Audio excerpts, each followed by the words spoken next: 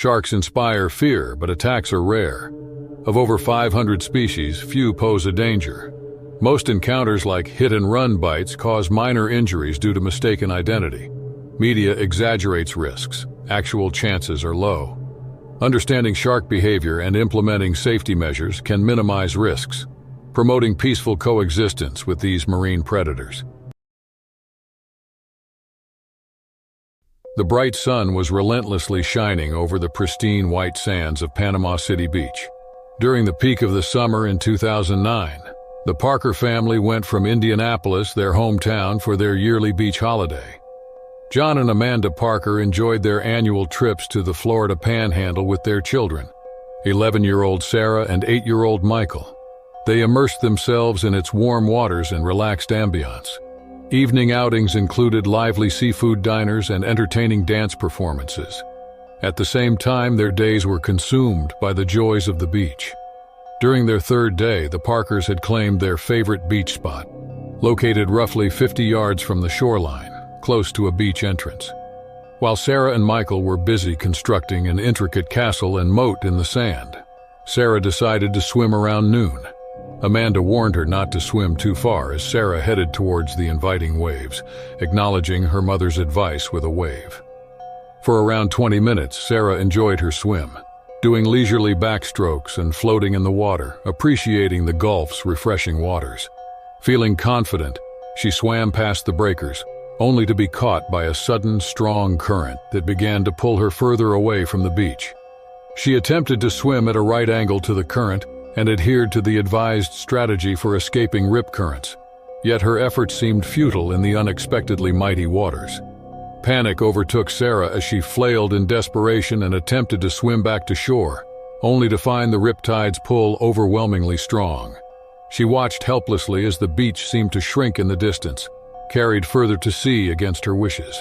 John's worry was piqued on the shore when he noticed Sarah's red swim cap absent from the waves. Shielding his eyes from the sun's reflection, he looked more closely.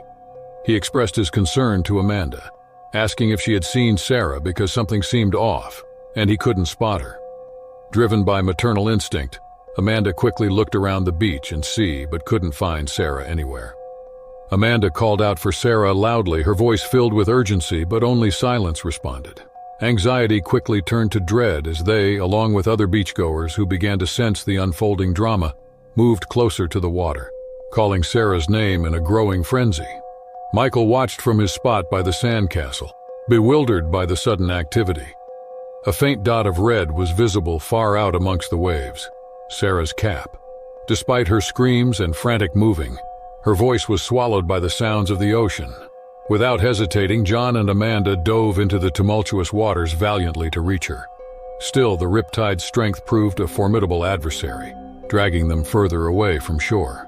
Noticing the unfolding crisis, a couple lying nearby comforted Michael, assuring him as they dialed 911 to summon the Beach Patrol's emergency response team. Another beachgoer attempted a makeshift rescue, throwing a boogie board to John, hoping it would aid them in reaching Sarah. A tense crowd formed on the beach, watching as the drama unfolded. Sarah was now just a tiny figure in the distance, still courageously battling to stay afloat in the unforgiving grip of the Riptide. It was then that the shark appeared. Its dorsal fin emerged slowly, ominously, before sinking back beneath the surface, only to circle nearer where Sarah was being dragged relentlessly through the water. Seeing the unmistakable silhouette closing in, Sarah was overcome with terror, her movements turning even more frenzied as fear-induced adrenaline surged. On shore, the emergency response team had arrived, quickly prepping a jet ski for a rescue operation. At the same time, the onlookers held their breath, hoping against all odds for a positive outcome.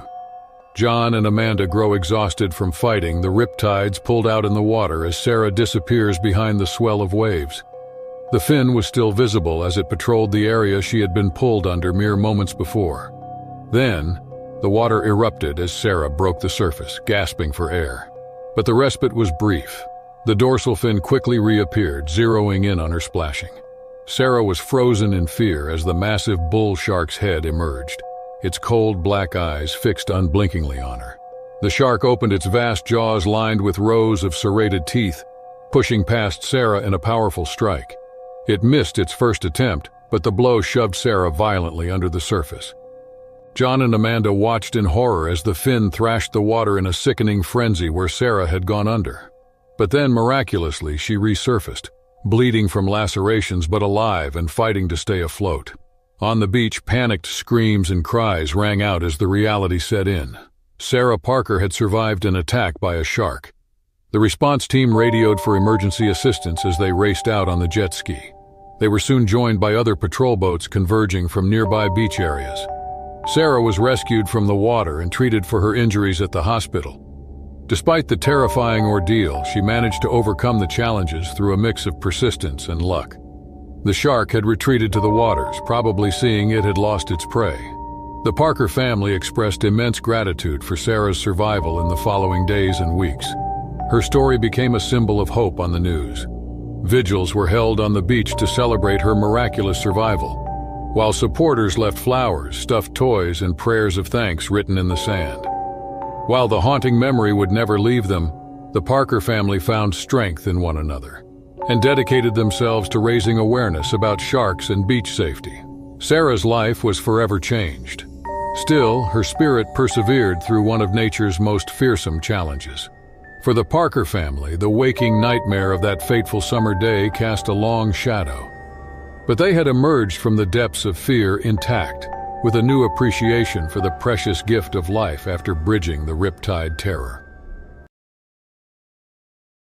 In the summer of 2012, the scenic coastal village of Alert Bay in British Columbia was a backdrop for an important research endeavor.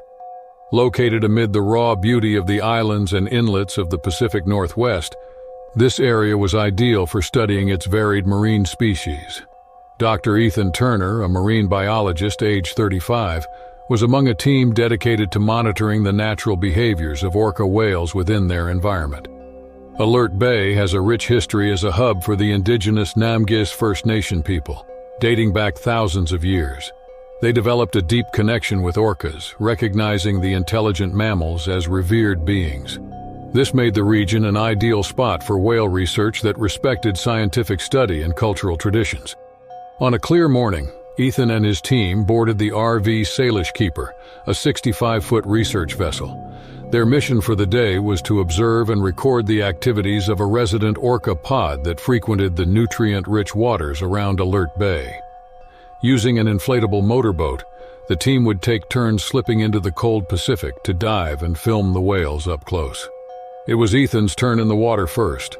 Donning a 7mm wetsuit, mask, and an air tank, he rolled backward off the boat into the 50-degree Fahrenheit waters.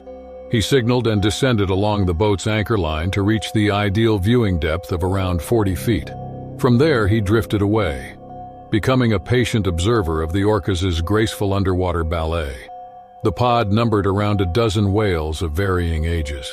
Ethan marveled at their massive size. Some adults stretched over 25 feet long and weighed as much as a school bus. But they were surprisingly gentle giants, communicating with purrs and clicks as they worked together to hunt salmon. He took numerous high-resolution video clips, recording precious data on their coordinated hunting behaviors. After about an hour in the water, Ethan's tank was running low on air. He signaled to the boat crew that he was heading up. As he began his ascent, he noticed something was off. The flow of bubbles from his regulator was becoming weaker and more erratic. Suddenly, his air supply stopped utterly. A cold rush of adrenaline hit him. He was out of the air at depth with the shoreline over half a mile away. Attempting to stay calm, Ethan quickly realized he must have unknowingly knocked loose a critical connection on his tank during the dive. He immediately stopped ascending to avoid a deadly air embolism. He started following safety protocols for an out-of-air emergency. He tried alerting the crew overhead to radio for immediate assistance using arm and hand signals. But an even bigger problem loomed. In the distance, Ethan spotted a large male orca rapidly approaching, and it wasn't part of the pod he had been observing. The whale traveled unusually fast and swam in an erratic, aggressive pattern. Ethan could make out its massive 6-foot-tall dorsal fin slicing through the surface as it closed in. The next few moments became sheer terror. It is unclear whether it was due to the whale being separated from his pod, or Ethan being misinterpreted as a threat. But the vast bull orca quickly charged straight at the humanoid figure in a frightening display of power. Despite being an air breather, the whale was adept at subsurface combat. Ethan tried to bolt away, but could only manage slow, clumsy kicks with his remaining air supply. The orca rapidly closed the gap, its giant open mouth filled with cone-shaped teeth more significant than a human hand. In a powerful strike, it body-slammed Ethan, battering him with its massive frame. The blow would have been fatal if not for his wetsuit's protection, but it still pummeled him, cracking several ribs and leaving him doubled over in searing pain. His regulator and mask were also torn away, leaving him with precious few breaths remaining. In a panic, Ethan began swimming rapidly to distance himself from the aggressive leviathan. But his movements were slow and erratic as the loss of oxygen began sapping his strength. Vision blurring, he felt himself sinking back down, the water's depths offering death's cold embrace. That's when the orca accelerated for another attack. Ethan braced himself, realizing this could be the end. Time seemed to slow as the whale's massive form filled his view, its jaws agape, ready to devour him in one bite. He shut his eyes, resigned to his fate. But then there was nothing. No bone-crushing impact, only an odd, muffled rumble. After a few moments, Ethan summoned the strength to open his eyes.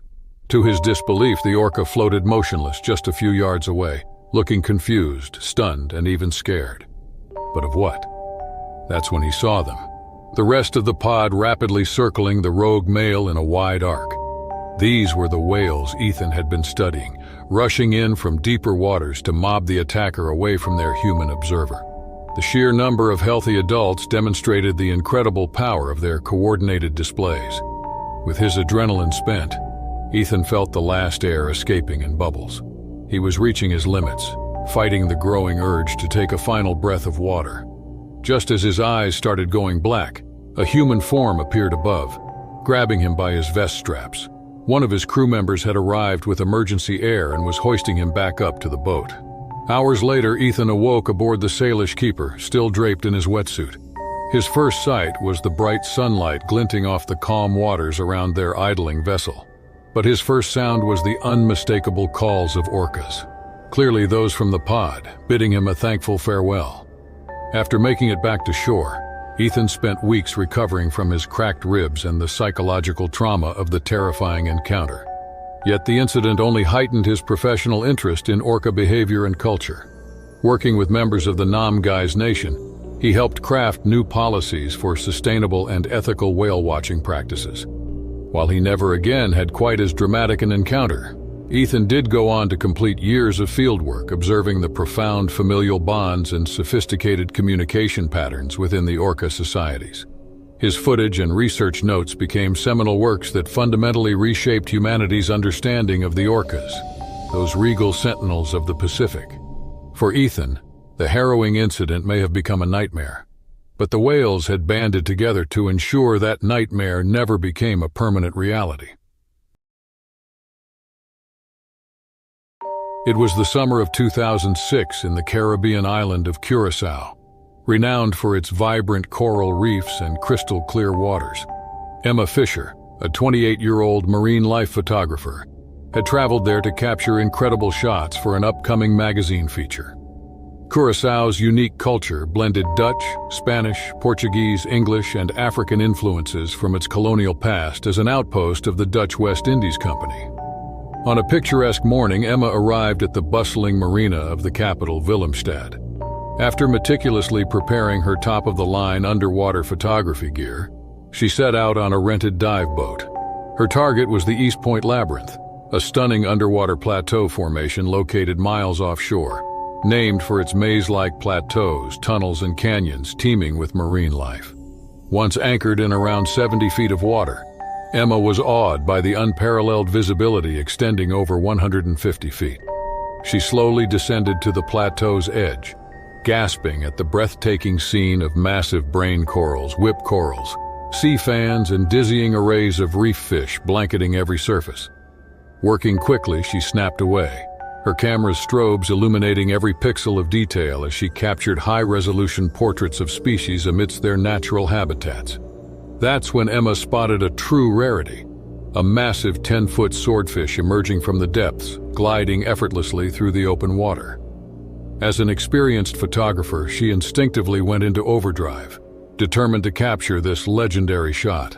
Slowly and carefully, she finned after the gleaming fish, focused on stabilizing her camera housing and framing the perfect photo. But through the lens, Emma's bright strobe flare caught the swordfish's large eye, shockingly causing the powerful creature to go on the offensive.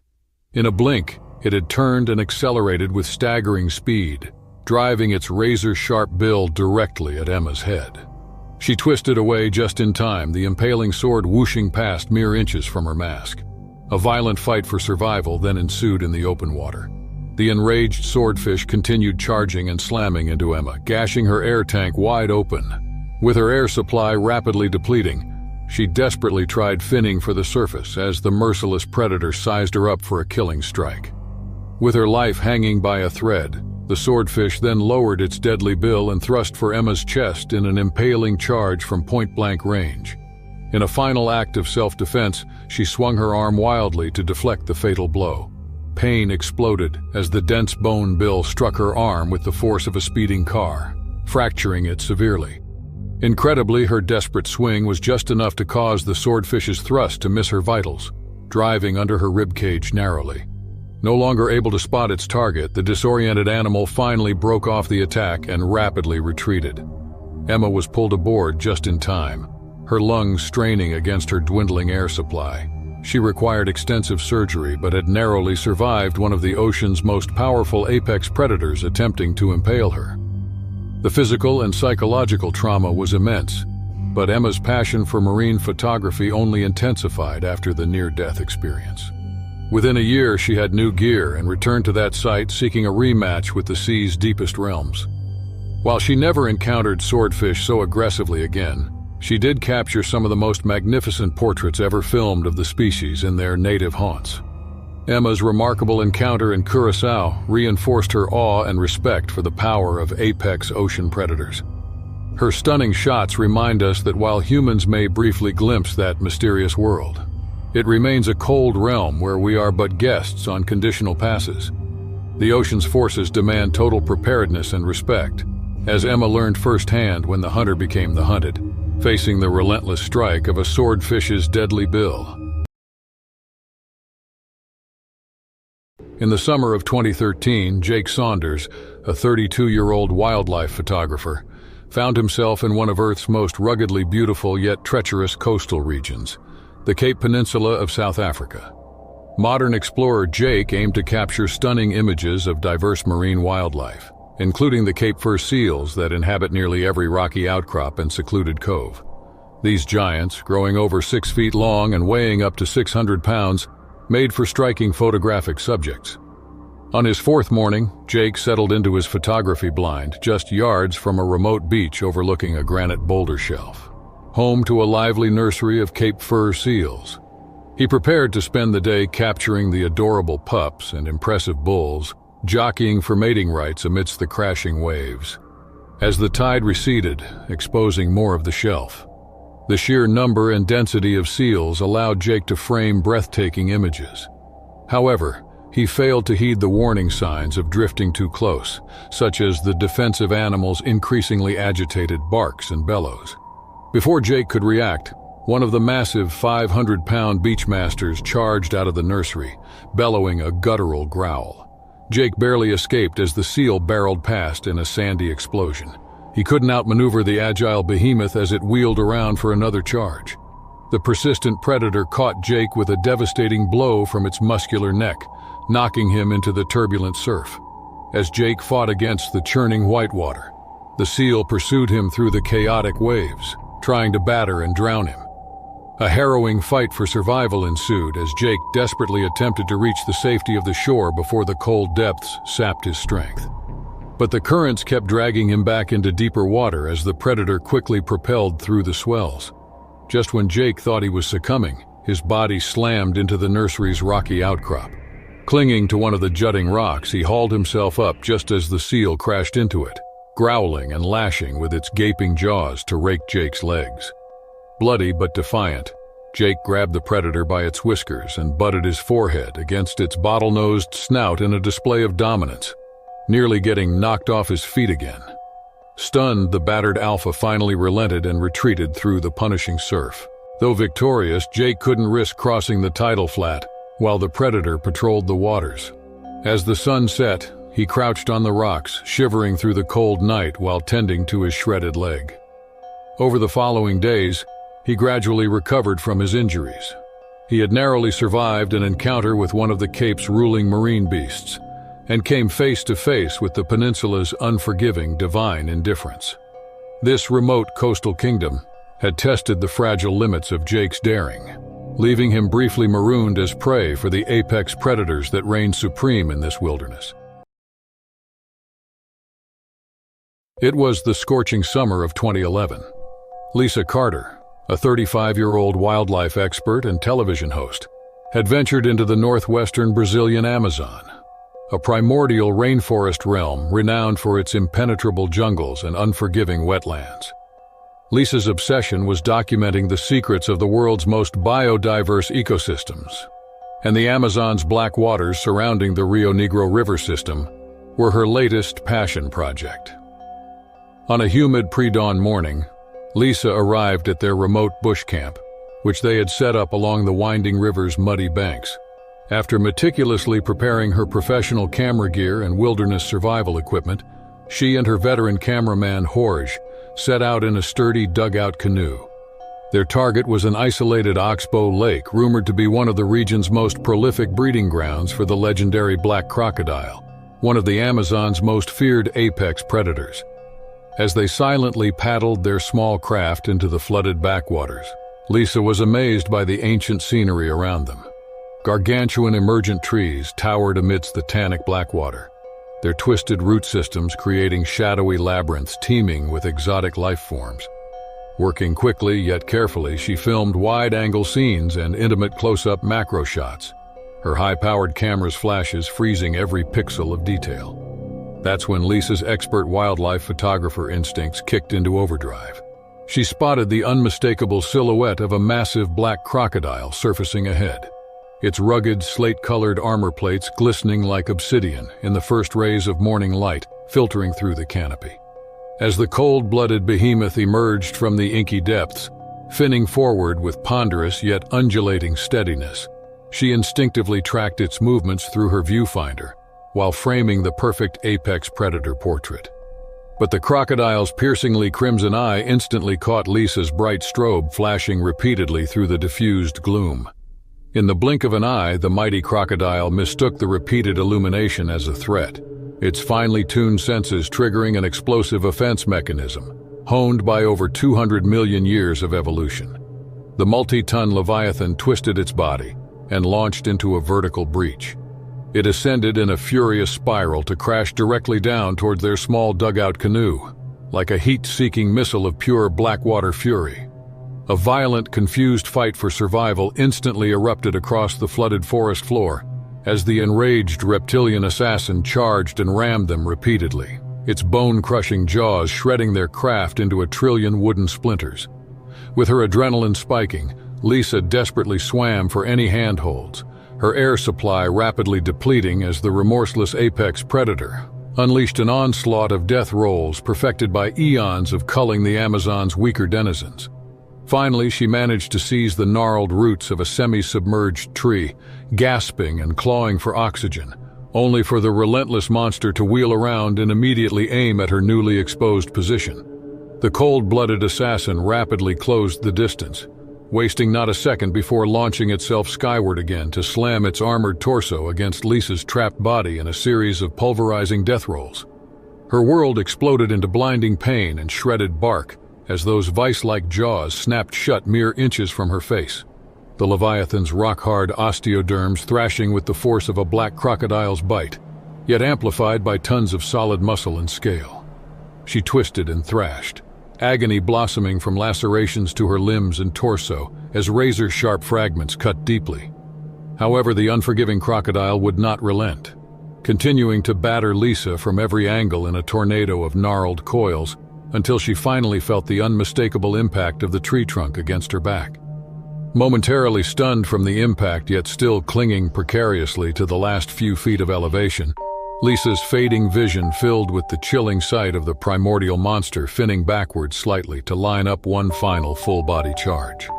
Those pitiless crimson eyes locked directly onto her broken, battered form as its thumping tail initiated the final death roll to impale her into oblivion once and for all. But in that eternal split second, before the Leviathan's inexorable tonnage could crush the fragile human life spark, one of Lisa's guides made a miracle shot from the shoreline. His hypervelocity tungsten slug detonated against the crocodile's rock-hard skull with explosive force, deforming its impact zone in a cyclone of crimson mist and shattered bone. The recoil from the high-caliber impact derailed the deadly Leviathan's terminal trajectory within mere feet of annihilating Lisa. Its colossal armored frame jackknifed violently as shockwaves rippled through every predatory muscle and scale honed by epics in the Amazon Blackwater's food chain. For a timeless, almost serene moment, the loud fracas returned to eerie stillness as the multi-ton behemoth twitched and wavered, its death throes pummeling the surrounding shallows into an opaque cloud of disturbed sediment. Then, without warning, it slumped completely in a final surrendering heave, the Blackwater rapidly staining crimson around its gargantuan frame as the essence of life hemorrhaged away. Rescue teams carefully pulled a traumatized Lisa aboard and raced for medical evacuation. She required intensive emergency treatment for her lacerations and fractures sustained from the nearly half-hour confrontation with one of Amazon's most potent aquatic sentinels. Yet by fortunes nobody could explain, the battered host had miraculously survived the explosive wrath of this formidable reptilian apex predator hell-bent on devouring her whole. The severe physical and psychological trauma from staring directly into the crimson abyss of those pitiless snake-like eyes would never truly leave Lisa. Yet her passion for documenting the natural world's untamed realms only intensified after this harrowing brush with death's cold jaws in the remote Rio Negro fringes. Within a year of intense recovery and training, she had acquired the latest camera arsenal and survival gear necessary to return to the Amazon's wildest fringes, seeking a respectful rematch with its most savage gatekeepers. While she never again confronted black crocodiles at such lethally close quarters, Lisa ultimately captured some of the most breathtaking imagery ever filmed of this formidable species, undisputedly dominating their primordial aquatic kingdoms. Her remarkable encounter reinforced an enduring reverence for the Amazon rainforest's terrifying reptilian sentinels, fiercely guarding each flooded forest trail, tannin-stained Oxbow Lake, and meandering Blackwater stream. Lisa's stunning wildlife portraits and video sequences remind us that while humans may briefly glimpse this verdant hellscape, the jungle's excessive bounty and relentless hostility remain an ancient domain where we are eternally just temporary trespassers existing on revocable glimpses of its ceaseless primordial hunger. This hallowed wilderness demands total humility and respect from visitors bold enough to immerse themselves within its leafy cathedrals, as Lisa experienced firsthand when the observer became the prey. One minor lapse in situational awareness, one stray camera flash, and she squarely entered the cosmic void of a multi-ton Leviathan's lightning-fast death spiral. Only a sliver of fortunate timing spared her from joining the untold multitudes already enveloped by the Amazon Blackwater's inexorable, remorseless hunger. With stunning cinematography and unapologetic candor, Lisa's hard-won masterpiece conveys a humbling message. Despite our imagined technological mastery over nature's whims, the naked force of the Amazon remains a verdant dominion. Our species' fleeting existence is a temporary zephyr, overshadowed by epochs of cold-blooded dominance. This hallowed cradle, which nurtured life on Earth, also birthed the pure, undiluted essence of oblivion itself, patient, calculating hunters who refused to cede one iota of their dominance. To truly comprehend the maelstrom of tooth and scale standing eternal sentry over these Blackwater arteries was to glimpse something far more ancient and essential than the illusions of human civilization. We are merely squatters squinting against the blinding, all-consuming light of true primordial oblivion sharpening its multitude of fangs. The Amazon's hunger reminds us that the Reaper's ruthless tendrils lay ever coiled beneath the looming canopies within its emerald embrace. The year was 2010, and the clear, turquoise waters off the sunny coast of northern Queensland seemed to blend seamlessly into the endless blue skies above. Dr. Mark Andrews, an experienced marine ecologist from the University of Sydney, embarked on a crucial research trip to the distant edges of the Great Barrier Reef. Driven by scientific curiosity and a deep passion for conservation, Dr. Andrews marveled at the vibrant coral gardens and diverse marine life below. Each dive revealed new wonders, from shimmering schools of fish to elusive reef dwellers, making this expedition a journey into nature's most magnificent creations. Mac, a dedicated conservationist who breathed through integrated respirators, was more drawn to the deep ocean to life on land. He had devoted his entire being to uncovering the secrets and protecting the sanctity of our oceanic realms, fighting to save these wonders for future generations. Yet on this seemingly routine expedition, fate would cruelly conspire to shatter the peaceful, harmonious underwater world to which Mark had utterly surrendered his mind, body, and spirit.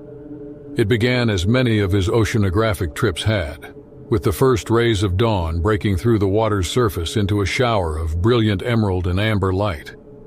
After guiding their small research vessel to a remarkably vibrant atoll, Mark and his experienced senior field assistant, Angel Wilson, carefully performed their standard safety checks. With their checklist complete, the two scientists took one final breath of enriched air before rolling backward off the boat in a practiced arc. Their descent severed the final ties as they entered the underwater world, the light curtain refracting into a million sparkling fragments around them. Submerging into the dazzling, precise depths, the ecologists joined a mesmerizing procession of energy signatures, swirling amidst the coral and plant life. Mark felt the familiar oceanic reverence and calm descend as he became fully immersed once more in this ancient, alien universe. The boundaries of his existence blurred and blended into a greater whole, his body attuning to the endless currents and rhythms of the sea. After descending to the reef floor about 60 feet beneath the gently heaving surface, the two scientists immediately set to work carefully, documenting any signs of heat stress, bleaching, or damage to the delicate coral structures. Every bit of video footage and data point contributed directly to the increasingly grim climate models tracking this extraordinary yet fragile ecosystem's survival against humanity's environmental impacts. Mark always found immense peace and serenity in immersing himself in this ancient underwater world. It was as if he were conducting oceanographic psychoanalysis, striving to understand and preserve one of Earth's most precious and biodiverse ecosystems. Around 40 minutes into the dive, as the duo explored a particularly spectacular seamount, Angel signaled she would capture high-resolution video of the intricate structures to study further back in the lab. Mark approved, and she began filming sweeping video pans across the magnificent seamount's towers adorned with bursts of marine life. At the same time, he drifted off alone to survey the outer coral shelves. Swimming along the seamount's edge in a trance, the experienced ecologist was alerted when a flickering motion caught his eye. There, slowly emerging from a shadowy aperture at the base of a bright orange coral, slithered the unmistakable form of a sea snake, with alternating bands of dark gray and bright yellow. His exhalations froze into fragmented streams of bubbles, as Mark's eyes traced every detail of the snake's physique. It was unmistakably a venomous sea snake family member, a lineage representing one of Earth's most elite evolutionary paths of marine predators. While the tropical and temperate waters of the broader Indo-Pacific region were home to over 60 sea snake species, sightings were sporadic along the fringes of the Great Barrier Reef this far south. Yet even from his studies, Mark instantly recognized this specimen's distinctive yellow and black banding and elongated profile. Pelamis platura, commonly known as the yellow-bellied sea snake. He knew it was one of the most venomous snakes found anywhere in the ocean. Despite his professional training and keeping a safe distance from all marine creatures, the ecologist still felt an overwhelming surge of curiosity. He had dedicated his life to studying these adapted ocean predators, yet he had never before witnessed one so close in its native environment. As Mark instinctively moved closer, filming with his high-resolution camera, some ancient instinct of the snake stirred from its deep oceanic slumber.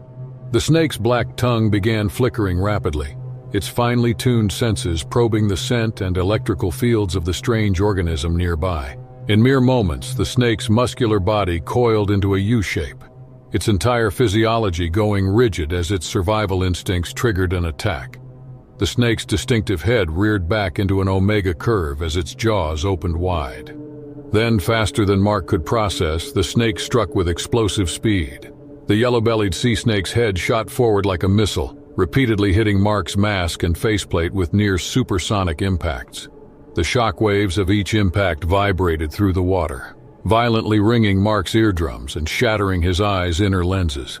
His senses reeled as vivid colors and patterns overwhelmed his mind. When his senses finally returned, Mark felt a burning pain radiating from his forehead down his face. His mask had shattered, shards of glass mingling with the snake's venom and coral particles still seeping from its bites.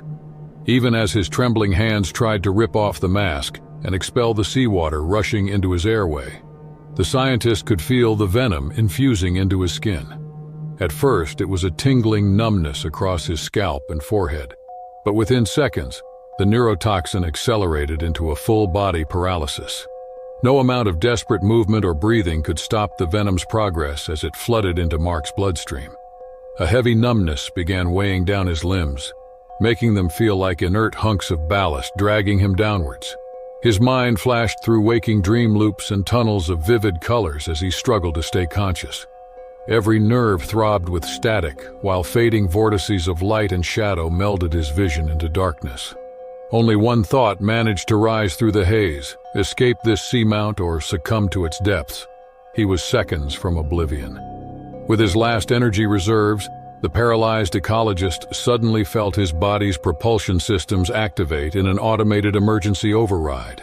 Mark's limp form blasted away from the seamount using the last dregs of compressed air. He had utterly disconnected from any sense of direction, and was drifting as a disembodied consciousness through the water. The boundaries between sea and sky melted into an endless void of oblivion.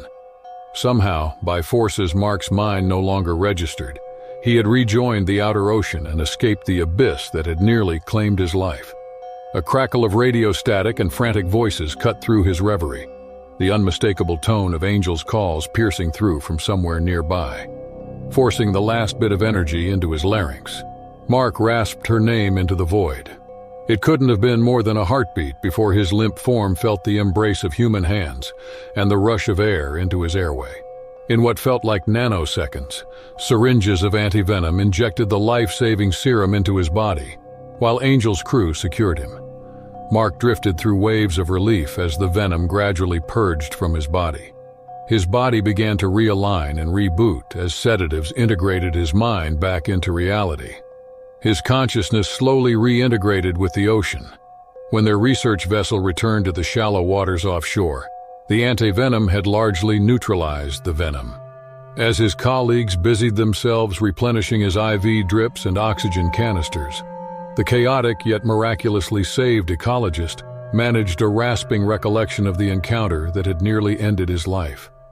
In vivid memories, he reconstructed the moments of terror, his mind recoiling at how close he'd come to death. Yet what stayed with him was the profound realization that even the most experienced marine scientists must respect the deep ocean's power.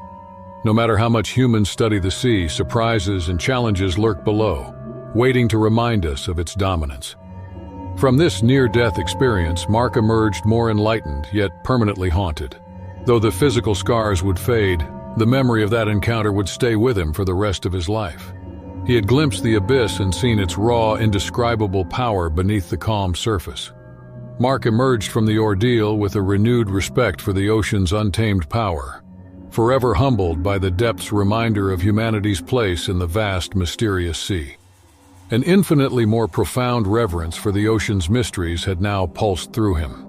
Even advanced sciences could only observe the ocean's balance between chaos and order, constantly changing and returning to its primal state.